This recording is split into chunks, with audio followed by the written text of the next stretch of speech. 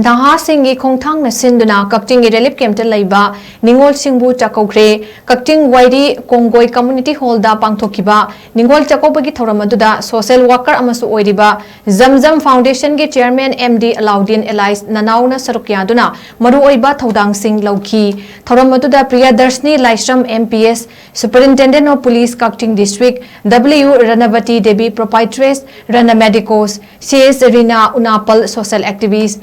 Mr. Angsem Tongtang, Chairman Kangsim Village Authority, Naurem Joy Kumar Singh, Social Worker, Moirangtim Brojem Singh, President Ideal Youth Association, Amadi, Rabi Mayang Langbam, President Nahasingee Khongthang Su Sarukyaki.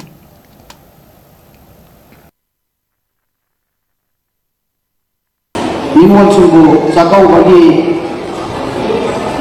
Amadi Ningol Singha Mapwasingi Rakna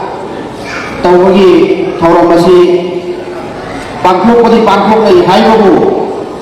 IDP Singa Leiba Mayamasingi Awapa Sigi Malunga Mayamasigi Tandu Bada Mamono Pangkop Namdade the Senamati Ajoji Oiba situation Sida manipur ki IDP Singa Tengariba Awara Sinasida Ayat Andaki accident of the Lake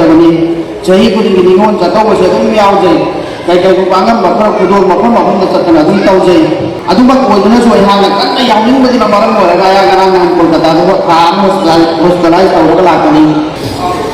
Dua orang pun nak boleh berdua selalu amat semua itu ni semua. Imon makanya kita bakal ngam jawab kudur satu ngam jawab kerah, ngam jawab ngam bagi panggal kau napi nabi ba, maupun nabi nabi semua hanya orang masih faham lagi.